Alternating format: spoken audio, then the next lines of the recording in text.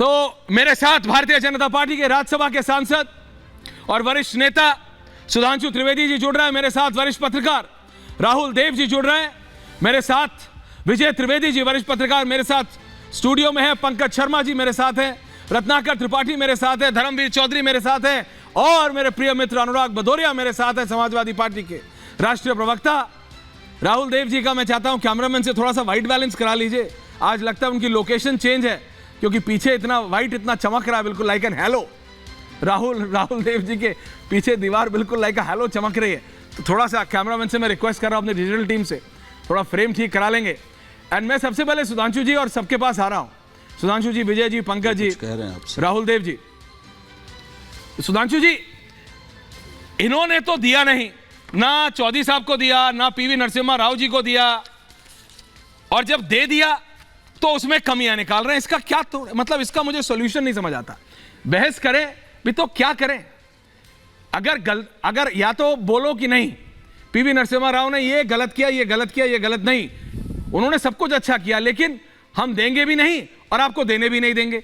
चौधरी साहब बहुत अच्छे नेता हैं, उनके बेटे इनकी सरकार में सिविल एविएशन मिनिस्टर, कौन कौन से मिनिस्टर भी रहे, लेकिन हम उनको नहीं देंगे और तुमको देने भी नहीं देंगे। ऐसे थोड़ी चलता है। सुधांशु त्रिवेदी। देखिए ऐश्वर्य जी, भारत की राजनीति एक विचित्र प्रयोग धर्मी स्वरूप में से गुजर रही है, जहां आप देख रहे हैं कि एक ऐसा विचित्र गठबंधन बन रहा है जो बनने से पहले ही तिरोहित होता नजर आ रहा है। दूसरी तरफ आप एक ऐसा उदाहरण देख रहे हैं कि कोई पार्टी अपने नेता को दिए गए भारत रत्न से अंदर खुश न नजर आए, ऐसा आपको कोई उदाहरण भारत के इतिहास में देखने को नहीं मिलेगा। अब यह बताइए, मोदी जी ने जो उदारता दिखाई है, ऐसा भी उदाहरण आपको भारत के इतिहास में देखने को नहीं मिलेगा। मदन मोहन मालवीय जी को भारत रत्न मिला, वो तो कांग्रेस के अध्यक्ष रहे हैं ना 1920 के दशक में। प्रणब मुखर्जी जी को भारत रत्न मिला, वो तो कांग्रेस के नेता रहे हैं ना।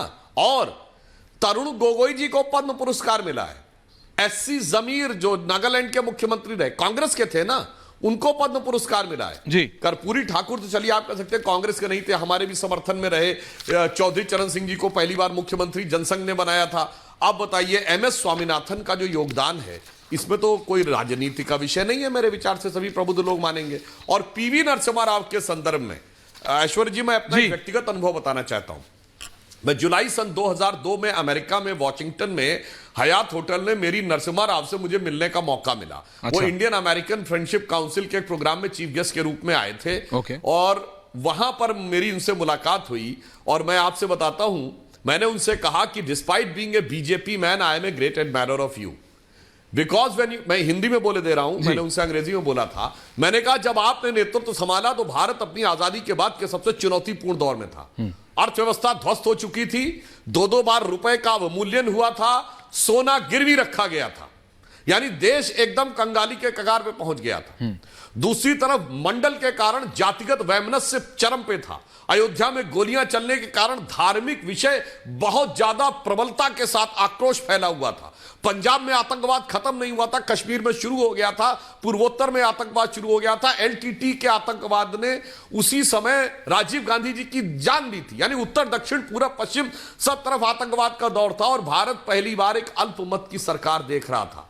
मैंने कहा इसके बीच में से आपने जिस कुशलता से निकाला है वो प्रेजवर्दी है। और उस समय अटल जी प्राइम मिनिस्टर थे, 2002 की बात।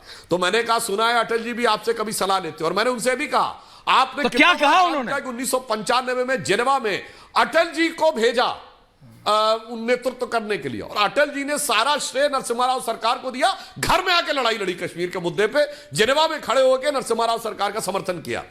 तो मैंने कहा सुना है अटल जी भी आपसे सलाह लेते हैं, तो जानते क्या बोले नरसिम्हा राव?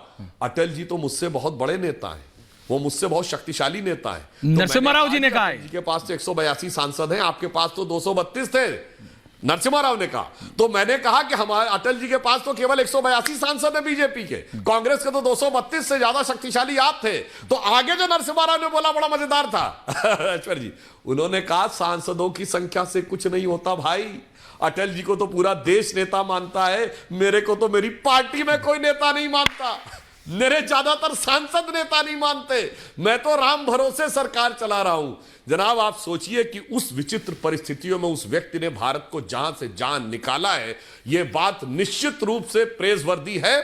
और मैं यह कहना चाहूंगा, भारत आज आर्थिक विकास के जिस मुकाम पे खड़ा हुआ है, उसकी नींव नरसिम्हा राव के समय में रखी। और मैं यह भी कहता हूं, डॉक्टर मनमोहन सिंह का भी योगदान था वित्त मंत्री के रूप में। और प्रधानमंत्री जी ने परसों राज्यसभा में वित्त मंत्री मनमोहन सिंह जी की भी तारीफ की। पर मैं एक बात कहना चाहूंगा, नरसिम्हा राव ने वित्त मंत्री के रूप में जो स्वतंत्रता दी डॉक्टर मनमोहन सिंह को काम करने की, दुर्भाग्य की बात है कि प्रधानमंत्री रहते हुए डॉक्टर मनमोहन सिंह को वो स्वतंत्रता नहीं मिली काम करने की। इसलिए मैं कहना चाहता हूं कि नरसिम्हा राव का योगदान भारत के सबसे क्रूशल अवस्था में से निकालने के लिए भारत के इतिहास में निश्चित रूप से याद किया जाना चाहिए।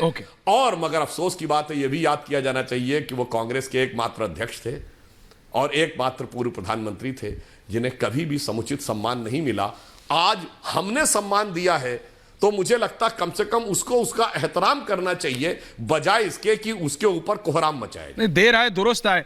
मैं राहुल जी के पास जा रहा हूं, उसके बाद आपसे। और बहुत कभी कभी होता है कि विजय जी, राहुल देव जी और पंकज जी सब मुस्कुरा रहे हो, तो जब आप वो नरसिम्हा राव जी वाली बात बता रहे थे कि उन्होंने कहा कि मेरे को तो मेरे राहुल जी के पीछे हेलो ज्यादा नजर आ रहा है। आपको कहना चाहिए राहुल जी के पीछे आभा अच्छी नजर आ रही है। आभा अच्छी नजर, बिल्कुल नहीं। आज वो व्हाइट बैलेंस मेरे कैमरामैन का गड़बड़ा रहा है। लेकिन राहुल जी, मैं पहले आप ही के पास आ रहा हूं। राहुल जी, इसको क्या सिर्फ राजनेता या मतलब इसको सिर्फ राजनीतिक तौर पे देखा जाना चाहिए? क्योंकि विपक्ष के कई नेता खड़े होकर बोल रहे हैं कि नहीं, it's only being done for 2024। Rahul ji.